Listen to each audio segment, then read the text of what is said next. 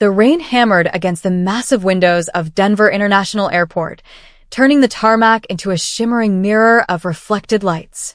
Inside Terminal C, the Friday evening crowd surged and ebbed like a restless sea, business travelers sprinting for connections, exhausted families dragging overstuffed luggage, couples clinging to each other in tearful goodbyes or joyful reunions.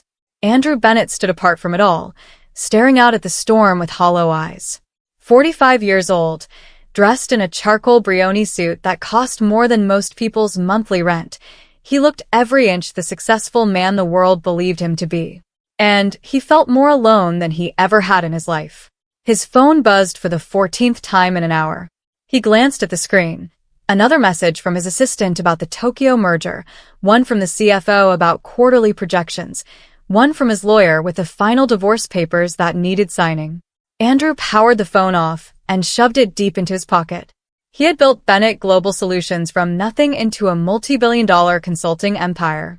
He owned homes in 3 countries, a collection of cars most men only dreamed of, investments that made more money while he slept than most people earned in a year. By every external measure, he had won at life. He was also divorced, estranged from his 2 adult children who barely spoke to him, and so bone-tired of the relentless grind that he sometimes fantasized about simply disappearing. His flight to Seattle was indefinitely delayed because of a storm. The gate agent had suggested checking back in an hour, maybe 2, maybe never. Andrew had nowhere he truly needed to be. The house waiting in Seattle was empty, maintained by staff he paid to keep a mansion he rarely lived in. So he wandered away from the gate, looking for somewhere quiet to think, or not think. He wasn't sure which he wanted more. That was when he heard the small, brave voice from somewhere near his knee. "Excuse me, mister." Andrew looked down. A little boy stood there, 4 years old, maybe 5, with damp curly brown hair, a tan jacket that was slightly too big, jeans, and dinosaur sneakers.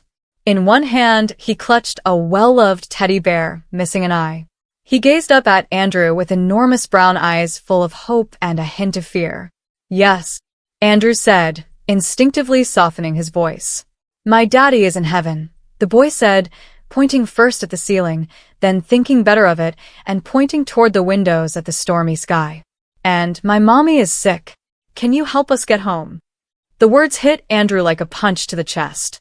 He scanned the area quickly for an adult.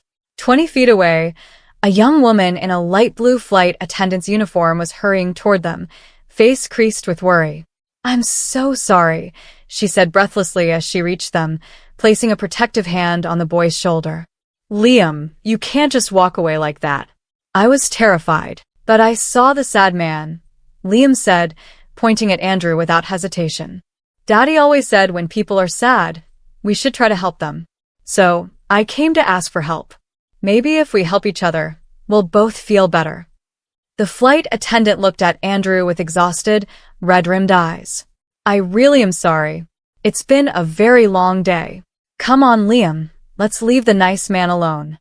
"Wait," Andrew heard himself say. "He said you need help getting home." The woman hesitated, clearly torn between caution and desperation. "We're trying to get to Phoenix," she said finally. "Everything's grounded because of the storm. We can't afford a hotel for who knows how many nights, and my mother is having surgery tomorrow morning. Cancer. They're removing part of her lung. I promised her I'd be there." Her voice cracked. She blinked hard, fighting tears. "I'm sorry. You don't need to hear all this." Liam tugged on her hand. "Mommy's really sick too," he added solemnly. "Grammy said she needs me and Mama." The woman knelt and hugged him. "I'm Carrie," she said, looking up at Andrew as though she owed him an explanation. "Carrie Foster. I'm a flight attendant. We were trying to fly standby on my employee benefits, but with the cancellations," she trailed off, defeated. Andrew looked at this young mother, not much older than his own daughter, who hadn't returned his last 3 calls, and her small son with his one-eyed bear and unshakable belief that asking for help might actually work. He thought of the private jet sitting idle in a hangar 10 miles away, the one he had decided not to use tonight because flying commercial felt slightly less lonely than sitting alone in a cabin built for 12. When do you need to be in Phoenix? He asked. As soon as possible, Carrie whispered, afraid to hope.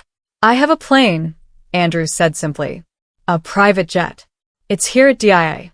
If anything is cleared to fly tonight, mine will be first in line. You and Liam can come with me. Carrie stared at him, stunned. What? No. We couldn't possibly. Why not? The plane is empty. I was going to Seattle, but Phoenix is closer. And you need to be there. I don't even know you. Andrew Bennett, he said, offering his hand. CEO of Bennett Global Solutions. Completely harmless, I promise. My pilots will be there the whole time. You'll never be alone with a stranger.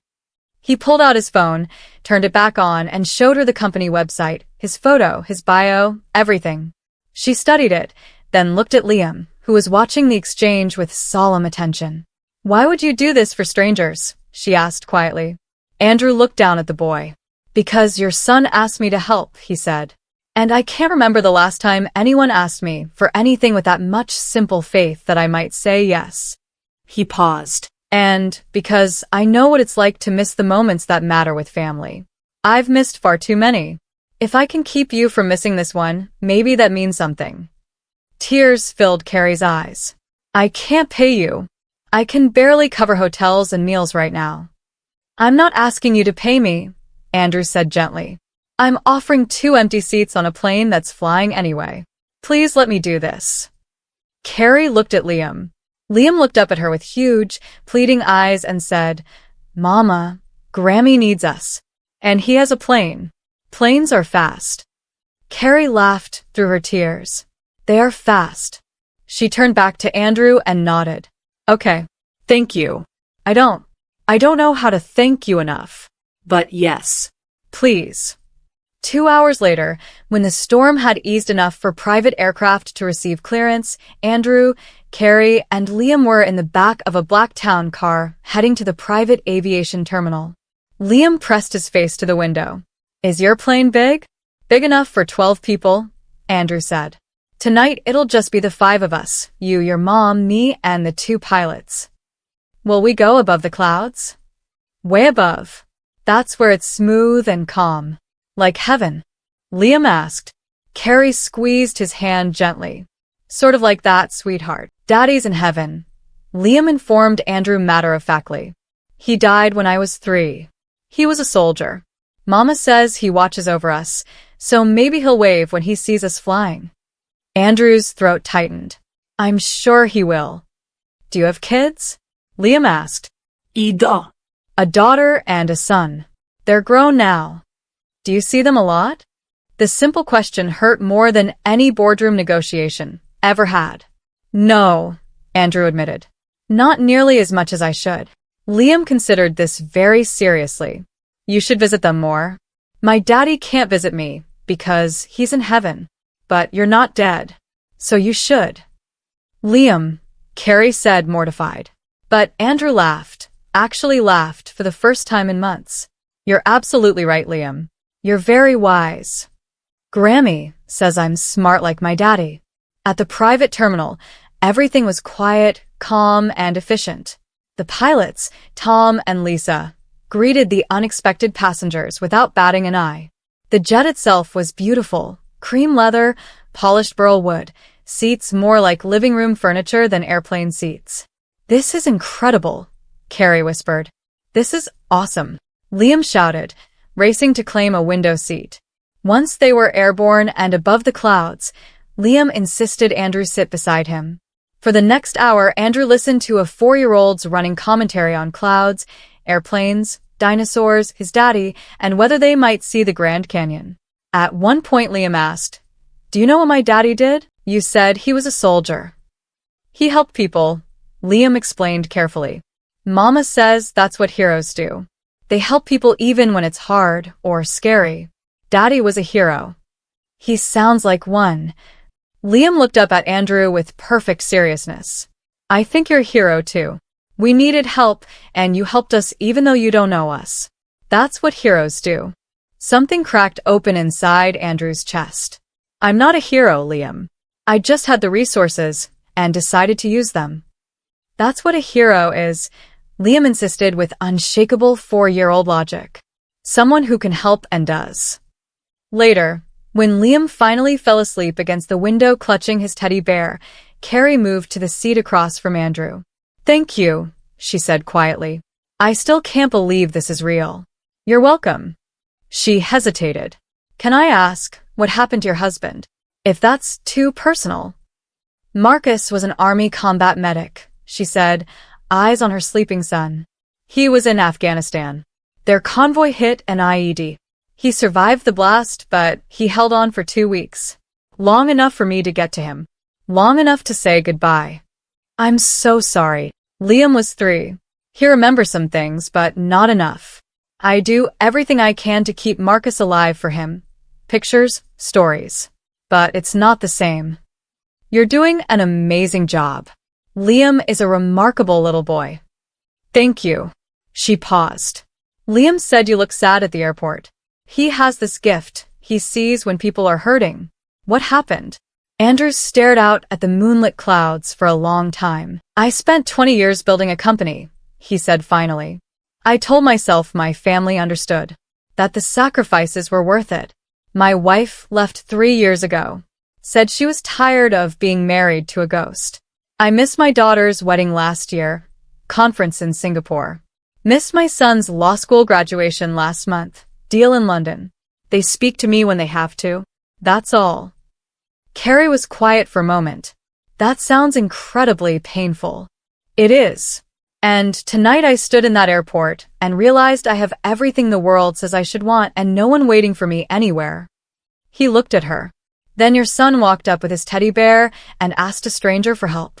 And I realized I couldn't even remember the last time anyone needed me for anything except my money or my signature on a contract." Carrie reached across and touched his hand briefly.